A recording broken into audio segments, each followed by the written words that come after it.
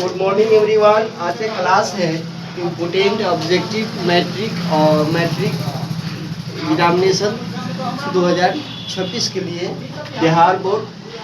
5 पूर्ण संख्याओं का मान क्या है? तो 5 पूर्ण संख्या हम किसे कहते हैं? तो 5 पूर्ण संख्या कहते हैं, 0 से शुरू होगा, 0, 1, 2, 3 और 4। इसको ऐड कीजिएगा, कितना आएगा? 10 आएगा। इसको कट करके कीजिएगा, डिवाइड कीजिएगा तो इसको 2 बार से कटेगा, तो ये आंसर हो जाएगा। संख्याओं का संख्याएं 5, 6, 7, 5, 3 का माध्यक बताए, तो माध्यक ये है, तो इसको हम लिखेंगे तो क्या है? 3, 5 और 5, 6 और 7। इसमें बीच में क्या है? तो 5 है, तो ये आपको क्या हो गया? माध्यक हो जाएगा।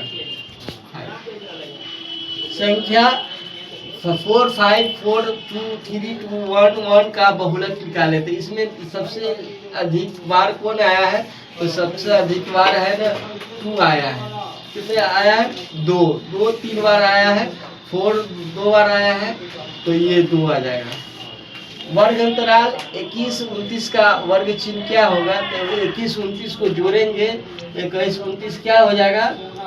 50 आ जाएगा। 50 के डिवाइड करेंगे तो ये आ जाएगा आपको 25 आ जाएगा, ये आंसर हो जाएगा।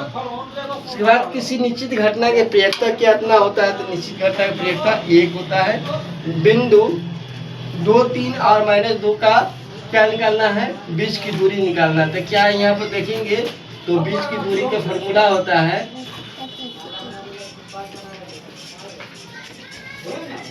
x1 - x2 y1 y2, ये फॉर्मूला होता है, समझे? तो हम यहाँ पर लिखेंगे माइनस है और क्या है? 3 - 3 है,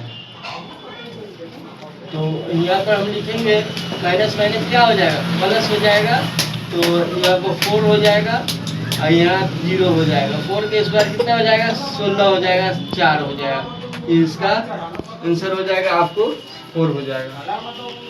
किसी बिंदु 15 - 8 की दूरी मूल बिंदु से कितनी होगी? तो मूल बिंदु से इसका बीच की दूरी निकालना है, तो x² और y² होता है। 15 और 18 हो जाएगा, तो कितना हो जाएगा? 25 हो जाएगा और 64 हो जाएगा, तो कितना हो जाएगा? 282 हो जाएगा, 17 हो जाएगा, 17 ये हो जाएगा। उसके बाद बिंदु 4, 5 कितना है? 4, 5 और 6, 5 को मिलाने वाली रेखाखंड का मध्य बिंदु क्या होता है? मध्य बिंदु का फॉर्मूला होता है x1 x2/2 y1 y2/2। तो इसका क्या होगा? तो 6, 4, 6 कितना हो जाएगा?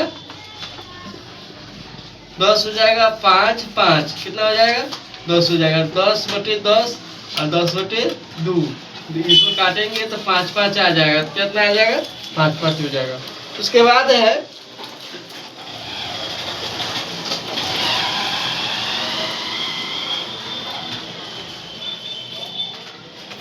है किसी त्रिभुज का क्षेत्रफल का वर्ग इकाई की, जिसमें है 6 है, -4, 0, 3 और तथा 0, 0, इसका निकालिएगा तो त्रिभुज का क्षेत्रफल वर्ग तो 6 आएगा।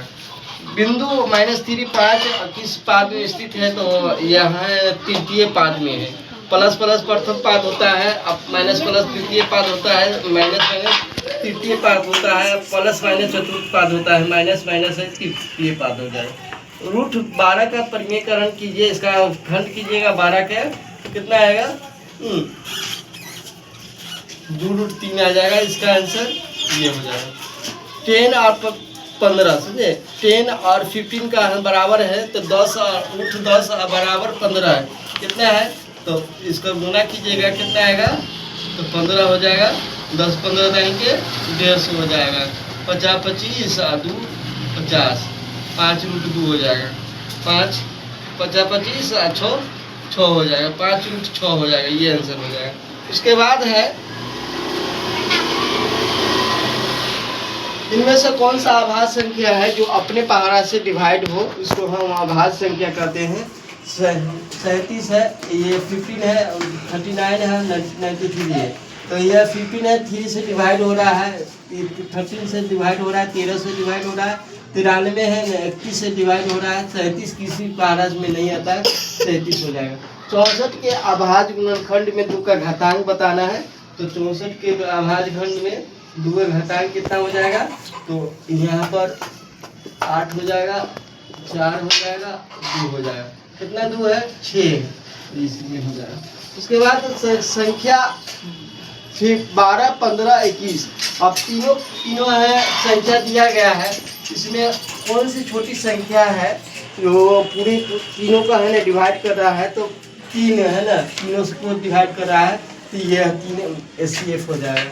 8 त्रिज्या वाले गोले का आयतन क्या होता है, 2/3, ये अर्धगोले का आयतन है, और 4/3 पाई आर स्क्वायर क्यूब, ये गोले का आयतन है, पाई आर स्क्वायर एच, बेलन का आयतन है 2 पाई आर एच, ये शंकु का ये क्या कहते हैं, संपूर्ण क्षेत्रफल है, और ये आपको सुनिए 8 त्रिज्या वाले गोले का आयतन ये हो जाएगा।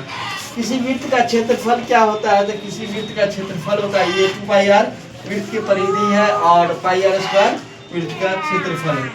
किसी घनाभ की लंबाई L है, चौड़ाई AB है, ऊंचाई H है, तो घनाभ का आयतन क्या होगा, तो ये घनाभ का संपूर्ण क्षेत्रफल है, घनाभ का आयतन ये हो जाएगा L गुणे B गुणे H, ये घन का आयतन है, ये घन का क्षेत्रफल है।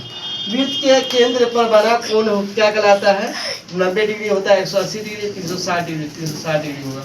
किसी त्रिभुज के तीनों कोण का योग कितना होता है, तो 180 डिग्री होता है।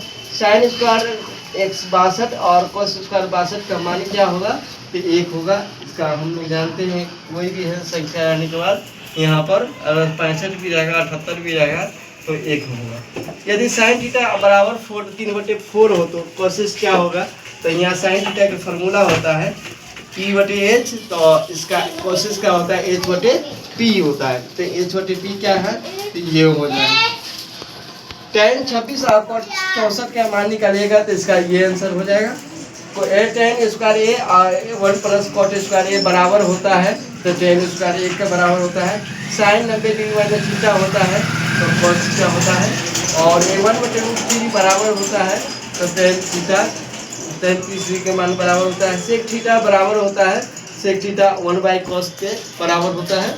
और यदि tan थीटा बराबर 8/15 है, तो कोसेस का मान बताएं, तो कोसेस का मान होगा 17/8 हो जाएगा। उसके बाद है यहाँ पर 29 नंबर है, tan π/2 का मान है, तो tan π/2 का मान होता है, इसको 360 डिग्री रखिएगा, 180 डिग्री रखिएगा, तो इसको डिवाइड कीजिएगा, तो 90 आ जाएगा। 90 tan का मान कितना आता है, तो 90 मान का होता है अपरिभाषित होता है, 2 cos square 60 degree, 2 cos square 60 degree.